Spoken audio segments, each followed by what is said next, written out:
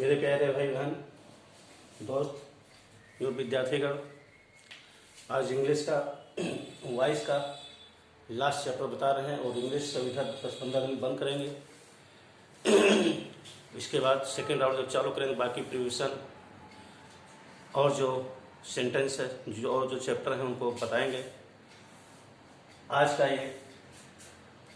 आज जो पार्ट है मिक्स सेंटेंस है। मिक्स सेंटेंस मीन्स किसी सेंटेंस में बाई करने के बाद सब्जेक्ट को ऑब्जेक्ट नहीं लिखते हैं ये, और फिर किसी सेंटेंस में अलग प्रकार इट इज टाइम टू जो इन्फिनिटिव वर्ब के पहले टू रहता है, इसको इन्फिनिटिव वर्ब बोलते हैं। और किसी सेंटेंस में ऑब्जेक्ट क्रिया के बाद टू का प्रयोग किया गया है, इसको कैसे लिखेंगे ये। तो 5 सेंटेंस है, 5 सेंटेंस में मिक्स सेंटेंस बता दे रहे हैं। अब जब दोबारा सेकेंड राउंड बताएंगे तो डिटेल बताएंगे।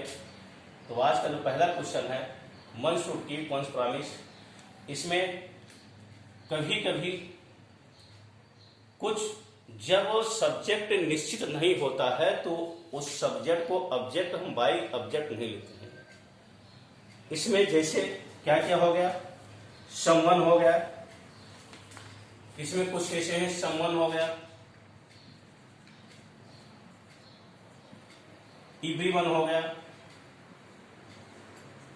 एवरीवन हो गया, एनीवन हो गया,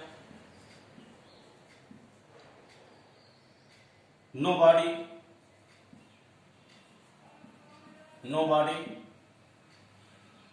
द पुलिस में कहीं कहीं लिखा गया, कहीं कहीं नहीं लिखा गया। द पुलिस में कम्बिनेशन वाली बुक बताया गया, हाई स्कूल इंटर में नहीं बताया गया है, इसलिए उसको हम कम्बिनेशन के साथ देख रहे हैं, इसलिए हम लिखेंगे no one,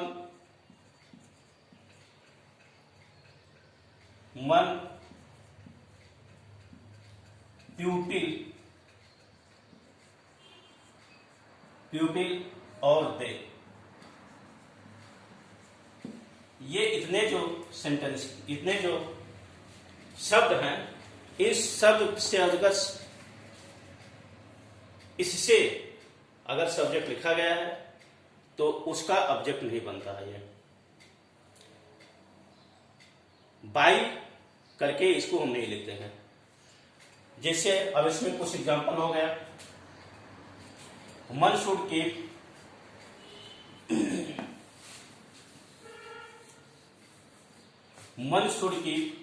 ones promise.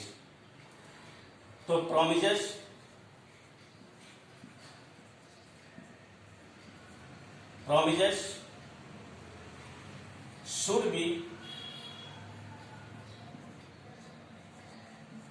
should be kept, promises should be kept।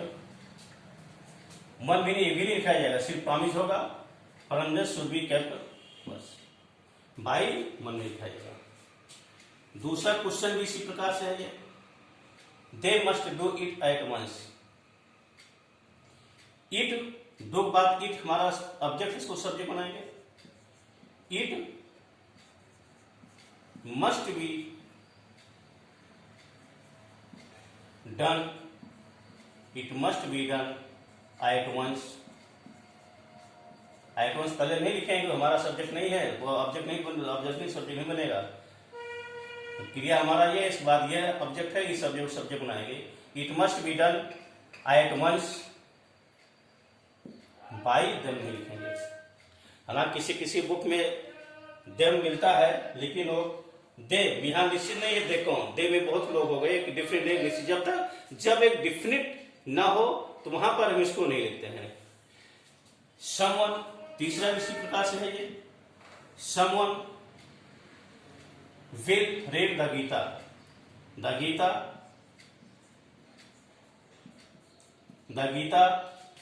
will be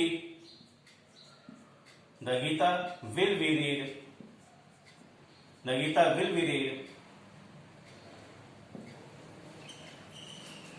अब फोर्थ में क्या है, फोर्थ में अलग प्रकार का प्रीपोजिशनल टू है। यहां पर ये टू का प्रयोग है। टू कहां पर, वर्ब के पहले, अर्थात ये इन्फिनिटिव वर्ब जिसको कहते हैं, इन्फिनिटिव वर्ब टू के बाद क्रिया लिखा गया हो, इस तरह से लिखा गया है।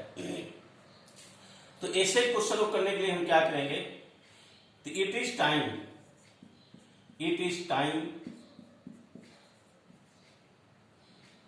टाइम फिर क्या करेंगे, फॉर द न्यूज़पेपर,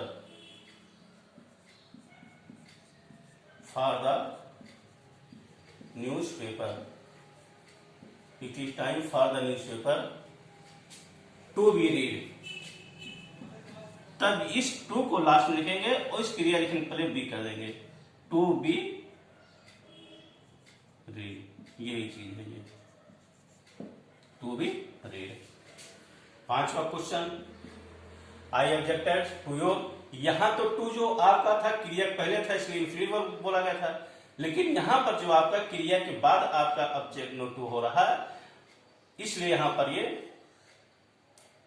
अलग तरह से है, ये दूसरी तरह से है ये। तो यहां पर योर ऐसे में क्या होता है, टू भी आपका होगा और बाय भी होगा। ऐसे में क्या होगा, जब प्रीपोजिशन एक आपका लिखा गया क्रिया के बाद प्रीपोजिशन आया है तो उस प्रीपोजिशन भी लिखेंगे, और बाय भी अगर इसमें कोई इस तरह से ये सब्जेक्ट का ऑब्जेक्ट बनता तो उसको बाय करके उस ऑब्जेक्ट को हम लिखेंगे। तो योर प्रपोजल